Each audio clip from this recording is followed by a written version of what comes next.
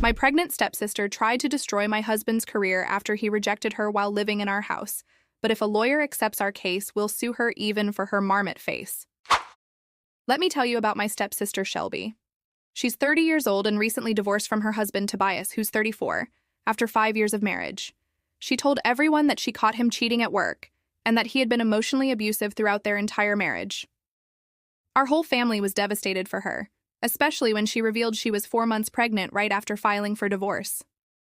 At the time, Shelby was living with a roommate in an apartment and asked if she could temporarily stay with us. She said she could no longer afford the apartment rent because she had to cover her lawyer fees and other divorce-related costs. She also mentioned being afraid of being alone during her pregnancy.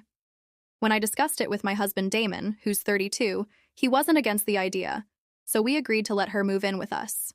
The first few weeks after Shelby moved in were relatively peaceful. She kept to herself, spent most of her time in her room, and was very grateful for our help. She even occasionally helped with small household chores. So you could say everything was going well, and there weren't any problems. But things started to change about a month after she arrived. Shelby began wearing more revealing clothes around the house, especially when Damon was home. She'd walk around in short nightgowns or tight workout clothes, which seemed strange considering she didn't dress that way before. I also noticed that she frequently found reasons to be in whatever room Damon was in. If he was working in the home office, she suddenly needed to use the printer.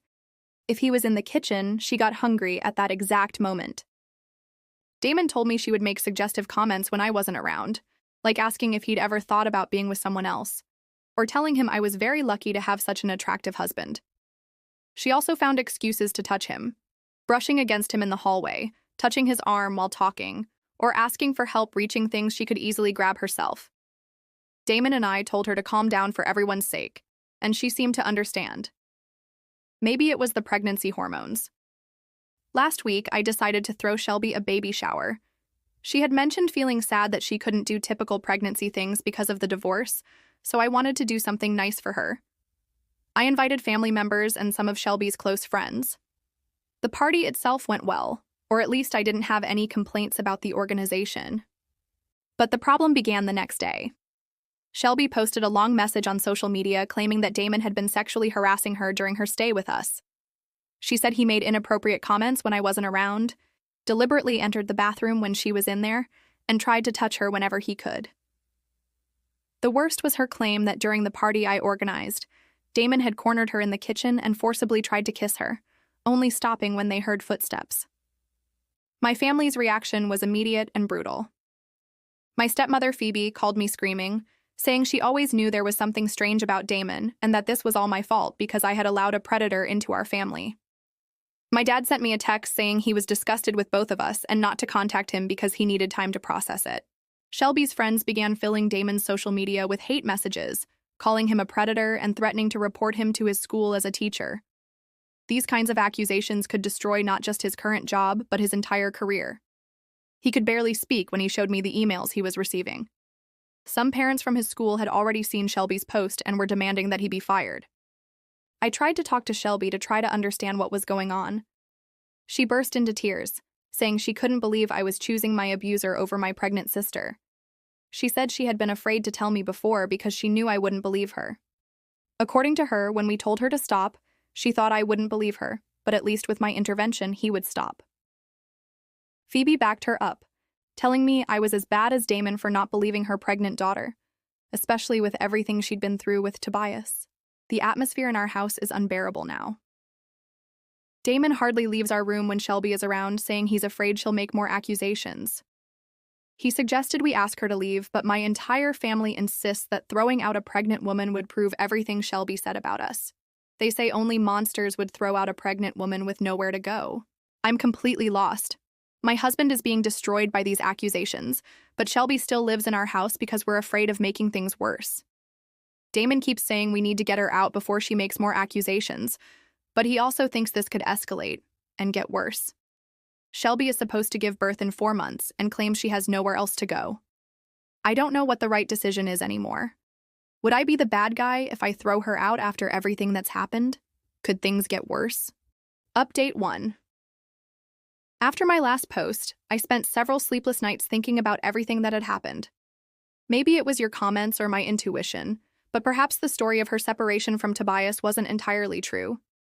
Maybe if I got something from her ex-husband, I could counter everything she was saying. The hardest part was figuring out how to contact Tobias. Shelby had made sure to cut all contact with him after their divorce. She had blocked him on all social media, deleted his contact from my phone years ago when she started having problems with him, and made us all promise not to maintain any kind of relationship with him. It took me 3 days of searching through old emails and finally contacting a mutual friend to get his current number. When I finally managed to communicate with Tobias, his reaction to Shelby's accusations against Damon was completely unexpected. He simply said I should have spoken to him sooner. What he told me not only changes things about their divorce, but also about what she's doing with Damon. According to Tobias, Shelby was the one who had been unfaithful, not him. She had been having an affair with her coworker Sean for months before the divorce. Tobias had caught them together at their house one night when he already suspected something like this might be happening. He later discovered they had been meeting at Sean's apartment for weeks before that. The real shock came when Tobias explained why he had kept quiet. Shelby had threatened to destroy his career if he exposed her infidelity. She told him she would tell everyone at his work that he had been abusive and would make sure no one believed his version of events. Tobias works in corporate finance, where reputation is everything, and something like this would destroy his career, just as she was trying to do with Damon. Tobias sent me a folder of evidence he had been keeping just in case. There were screenshots of text messages between Shelby and Sean dating months before the divorce. There were images from their home security cameras showing Shelby bringing Sean in while Tobias was at work. There were even emails where Shelby threatened to ruin him if he ever said anything about Sean. He said he had initially kept quiet because of the pregnancy. Despite everything Shelby had done, he didn't want to stress her and risk the baby's life, although he planned to use all of this against her once the baby was born. But after hearing what she was doing to Damon, he couldn't stay silent anymore.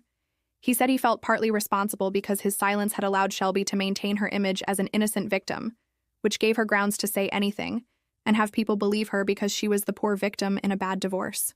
The evidence Tobias sent me was extensive and took me a whole day to review. But the good thing is that it was all there, clear as day.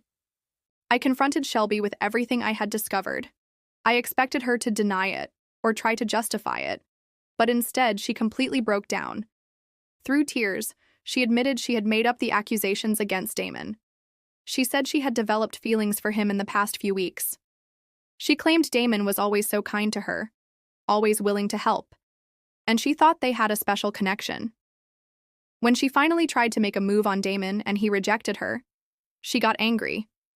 She said she felt humiliated and wanted to hurt him as he had hurt her. She also felt offended because both of us told her that her behavior was out of line.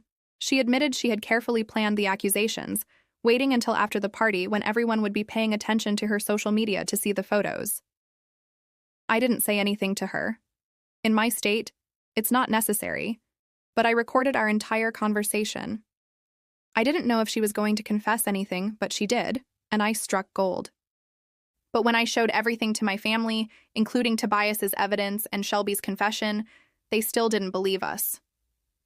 Phoebe accused us of manipulating or bribing Tobias to lie. She said we must have threatened Shelby to make her confess. My dad still isn't speaking to us. The worst part is that Shelby is still living here.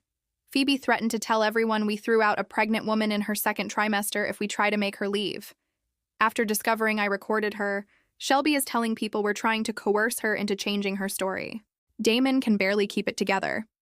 Someone, and I strongly suspect it was Phoebe, sent anonymous emails to his school administration about Shelby's accusations.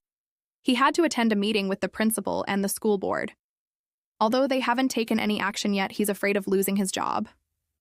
We're looking at legal options now, but it's all in our lawyer's hands, who has told us we can't kick her out because it would surely make the case worse.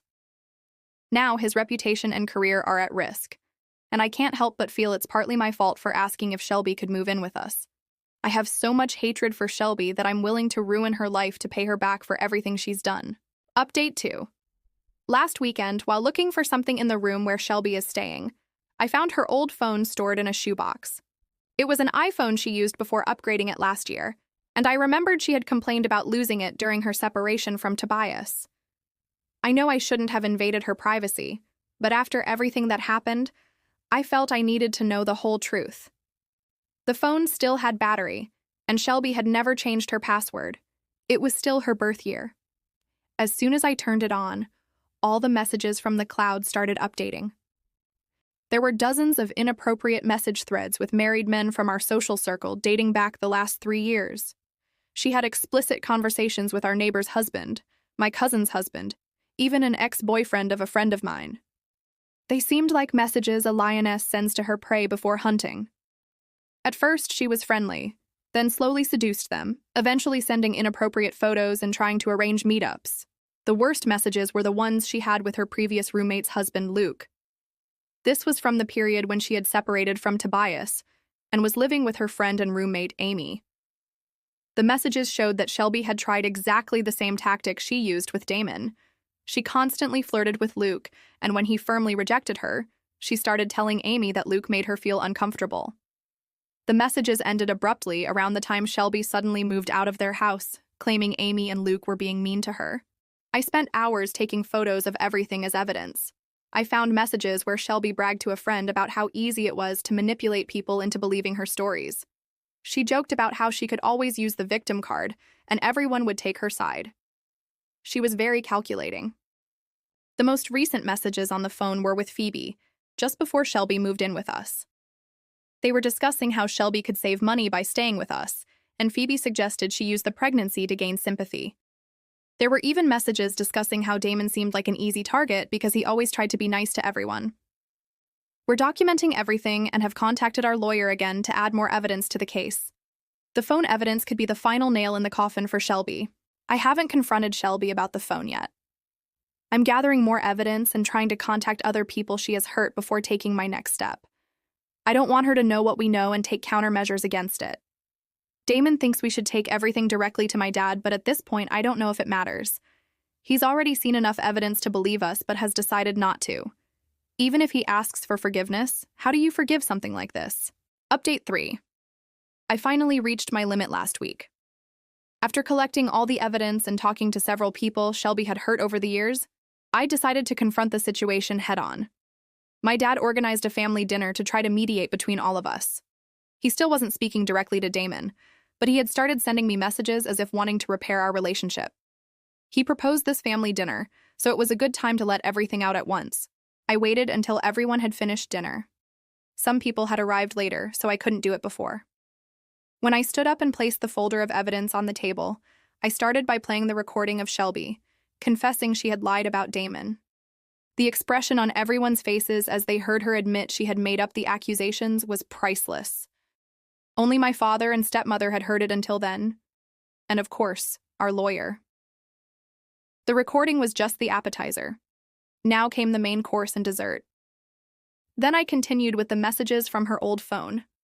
Shelby immediately started crying, trying to play the victim again, but the mountain of evidence was so large that her tears weren't enough to flood the room and destroy it. Plus, I had copies. Yes, she tried to play the card that they were probably fake, but I had her old phone right there and showed everyone that everything was real. She even tried to snatch the phone from me, which only made her look more guilty. Finally, after seeing everything, Shelby completely broke down, and through tears, confessed that what she had said about Damon was a lie, this time in front of everyone. She said she never intended for things to go so far. She claimed she just wanted attention after her marriage failed. She admitted she was jealous of how happy Damon and I were, and how respected he was in the community. My dad was completely stunned. He kept looking back and forth between Shelby and me as if he couldn't believe what he was hearing. Even Phoebe seemed surprised at first, though only because she was confessing, not by the confession itself. Either way, she quickly recovered and tried to defend Shelby. Phoebe started saying that we had all driven Shelby to this by not being supportive enough during her divorce. She tried to blame Tobias for everything, saying that if he had been a better husband, Shelby wouldn't have had to seek attention elsewhere. She also tried to blame me because I wasn't being a good stepsister and should understand what Shelby was going through. Finally, my father spoke, coming out of the astonishment that had kept him catatonic for about 10 minutes, and told Phoebe to shut up, that she wasn't doing Shelby any favors. He apologized directly to Damon for not trusting him, but Damon didn't respond. But the dessert was still missing. However, I'm not a great cook, so it wasn't ready. But we knew it was coming soon. My lawyer was going to file some lawsuits, which we told them about, because only a few details were missing. Anyway, we know Tobias is going to do his part too, but we left that as a surprise. We thought so many emotions in one night would be too much, and we didn't want to take away Tobias's chance to tell it however he wanted. Since then, several family members have apologized for believing Shelby and not us. Update 4. Shelby moved in with Phoebe last week after we finally decided to get an eviction order. We told her she had to leave our house, but she kept resisting, even knowing she had lost all the power she had before. But she wasn't going to leave without making a scene, which involved some tears and holding her belly with her hands to elicit more pity. I think it worked because I felt so bad for her that I took her suitcase and carried it outside so she wouldn't have to carry it about 10 feet, and we made sure nothing was broken when it fell rather ungracefully on the sidewalk. I hope she doesn't now have the bad intention of saying I'm a terrible stepsister to her. Phoebe has been on a rampage since the family dinner, even more so since she had to leave my father's house. She says I've gone too far in doing all this. She says we're dealing with a pregnant woman, that we should have done all this differently. The irony of her demands doesn't escape me. She wants me to apologize to Shelby for exposing her lies, but sees nothing wrong with Shelby almost destroying Damon's career with false accusations. Phoebe even tried to convince my dad that Shelby's pregnancy hormones were to blame for her behavior, and that we should all just move past it. Well, he hasn't swallowed that. If I have to talk about my relationship with my father, there's nothing to say. There's no way to forgive what he did. He took too long to realize what was really happening, even with various pieces of evidence. Damon's job is secure now that the truth has come out. The school board formally dismissed all the accusations since there was never any evidence of what Shelby claimed. Some parents who initially demanded Damon's dismissal even wrote letters apologizing for having believed the accusations without proof. That said, not all of them did. For those who want to know about the legal aspects, Shelby is being sued for defamation, harassment, expenses, since she refused to leave and we had to file an eviction order, but meanwhile she continued consuming resources in our house, and for having a Marmot face. This last lawsuit is the hardest to win, and our lawyer has refused to file it, but I hate her Marmot face and really want someone to sue her for it. She has also received another legal setback from the divorce with Tobias, as he has presented evidence to make that divorce with fault. And I'm not talking about the fault of having a Marmot face, but of having been unfaithful, which offers various benefits for Tobias. For starters, it will be difficult for him to have to pay spousal support, but he can also ask for some assets as compensation. Tobias also plans to wait to do a paternity test on the baby because he doesn't want to risk paying for a child that isn't his. This was already in his plans. He's just now told me about it. I hope to see you in a new update when all this is over, and we finally put the Marmot to sleep, figuratively speaking. Update 5. I have an update for you on what many have called the story of the Marmot stepsister. I don't know where to begin, but I've flipped a coin, and it told me to start with Tobias's divorce. To clarify, the coin didn't speak to me. I just chose one of its sides and tossed it in the air. I'm clarifying because there are always people who take everything literally, even when I say something figuratively. The divorce is completely finalized, and Tobias has rid himself of my stepsister completely. Yes, of the child too. In this time, the baby has been born, and it wasn't his. This means 0 spousal support, 0 child support, and 0 Shelby, which is exactly the fair quota I like. If I have to summarize the divorce according to what Tobias has told me, it has been quite favorable for him. I'm really happy for him, truly. Now let's move on to the lawsuits we filed. Well, the ones we were finally able to file. For the defamation lawsuit, we won something like $10,000. It wasn't exactly that amount, but it's approximate. It's not much considering what she did, but it's better than if she had caused Damon to lose his job. The lawsuit for harassment against Damon was harder to prove since we only had evidence that she was in love with him, so in that case, we didn't get anything. However, with the lawsuit for the expenses we had while Shelby refused to leave after everything blew up, we won $3,000 more. This includes a TV she broke, although accidentally. That wouldn't have happened if she had agreed to leave when we asked her to, instead of only doing so with an eviction order. Now we have to decide what to do with that money. All signs point to a trip being the most intelligent option, considering the level of stress we've handled during all this time. But it would be poetic justice to use her money to sue her for her Marmot face, of course, only if a lawyer decided to take the case. Again, it's a joke. I'm not thinking about suing her for that. That's all. If I regret anything about all this, it's having called her Marmot face, because that reminds me of the movie Groundhog Day, and I certainly wouldn't want to relive the same day with my stepsister at home over and over again. That would be a horror movie, not a romantic comedy. The only thing that consoles me is that many of you have also had sisters and brothers with Marmot faces, according to your comments. I guess my stepsister isn't the only one with that condition.